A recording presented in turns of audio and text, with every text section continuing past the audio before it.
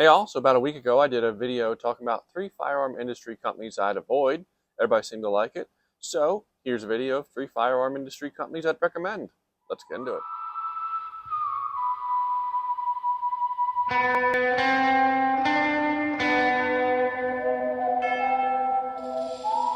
Now, if you like this content, like, sub, shares, all that good stuff, I really appreciate it. Also down below, coupon codes and merch to help support the channel. So I want to get a couple things out of the way. I did that video about a week ago talking about companies I would avoid and got a lot of positive feedback. And here's the thing, that video was based off of my opinion and my experience. Everybody's opinion and experience varies, and that's what makes the world great. So a couple people basically went to the extreme where like, you're impossible to please, all that, and it was kind of entertaining. But anyway, to show I'm not impossible to please, here's 3 firearm industry companies that I'd recommend. Now, when I say recommend, I don't say I'm endorsing them. This isn't, a paid promotion, anything like that. This is literally just me saying I've had a good experience with these companies. If you're considering a item, in that realm, look into this company. And not all these companies are going to be firearm. Again, I say firearm industry because it's easier than saying just about anything that might show up at SHOT Shows. So there could be knife companies, different stuff like that that'll pop on there. But anyway, I've rambled enough. Let's get into it. Starting off the list is the Toyota Camry of the gun world, Glock. I cringe at putting it on the list because I'm not the biggest fanboy of Glock, unlike some people. But between my wife and I, we have like 5 or 6 of them. I only ever had one that had a mechanical failure. I did a video on it. So honestly, look, they're called the Toyota Camry of the gun world because it is the Toyota Camry of the gun world. It's boring, it's reliable, it's going to get you from A to B. It just works. Like at the end of the day, it's a good solid gun, especially if you're only going to buy one. If you're looking for one gun to have as, home defense and carry and in your vehicle and everything, let's face it, the Glock 19, I can only imagine there's hundreds of thousands, probably millions of them things circulating right now. So, Glock, it is what it is. They're a decent company and they put out a decent product that, there's not a whole bunch of tweaks or anything you have to use. Pretty much for the most part, you pull out of the box, you stick ammo in it, and it goes. And that's why a lot of companies use Glock magazines for if they have a pistol caliber carbine or something like that, then they have to select a magazine. They go to the Glock mag because there's so many of them out there and they're so reliable. So that's my first pick is Glock.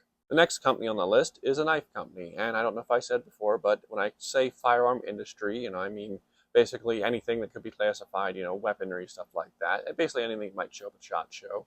But that is going to be Victorinox, also known as the makers of the Swiss Army knife. I've literally gotten to the point where I'm giving these as gifts. Like, I personally have like 5 of them. I've given my wife like 2 or 3 of them. And then I've given out at least 2 or 3 as gifts. And honestly, I've never had a bad one. I'm sure they're out there. I'm sure they exist. Every company has lemons, but I've never had a bad one. I've never seen a bad one.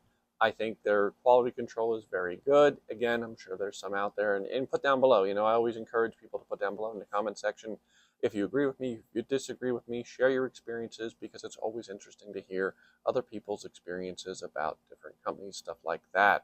But honestly, I like them over Leatherman, hands down. They make a smaller product. They make a more streamlined, smooth product in the sense that if you stick it in your back pocket and sit on it, it doesn't feel like you're sitting on a pine cone.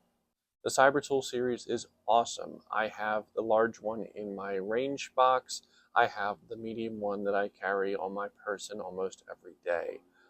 They're versatile. The tools, are pretty durable. They're very good at, not rusting or anything. The stainless, I think they use is a really nice stainless. I've had knives that have ridden around my pocket for years without issue. They hold up real nice. Just overall, I cannot say enough that, if you're looking at looking for a small multi-tool, something that's not insanely expensive and something that's going to, have a decent variety of little tools on it that are useful, especially those little scissors. At first, you kind of think, what are you going to do with scissors? But in reality, having them on there, I can't tell you how many times I found it easier to use little scissors to cut something open than it is the knife. I honestly just recommend them highly. The final company on my list is Walther. Walther has been known for a long time for making a good quality product, and I think they still do. I have several of their firearms. My wife even has a couple, and we've only ever had an issue with one. And when I say I have an issue, it's funny because some people, oh, we had an issue, I can recommend it. Because look, they're mechanical things, they're mass produced. It's expected that once in a blue moon you're gonna get a lemon. And when you handle as many firearms as I do, you come across more lemons than the average person, I think. But here's the reality: is unlike some companies that have had issues and had to send something in, when I had an issue with my PPKS 22, Walther sent me the label. I sent it in, and I got it back. I think it was 10 days or less later, like an immediate, quick turnaround. So honestly, I can really recommend that when a company has an issue and they fix it promptly and first fix it right the first time, that to me means a lot. They make a nice product. Their guns have a lot of nice features.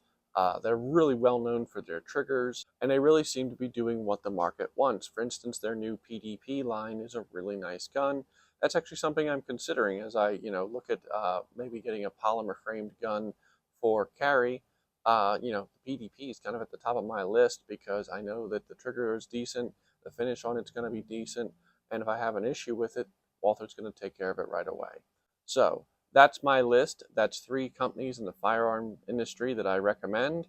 Again, it's not me personally endorsing them as being, the best. This is not a paid anything. This is really just based off of my experience, my opinion, and the experience of people that, I can actually confirm, not just, reading something off a forum from 20 years ago, but like talking to people, in my circle of people that I know. That's what I based this list off of. But put down below what's your experience with these companies. Is there some I missed? And should I keep doing more parts of this? Because people really seemed interested in more companies on the list of companies to avoid. So I might do a part 2 to that. And then maybe I'll do a part 2 to this. But to put down below what you think, and have a good day.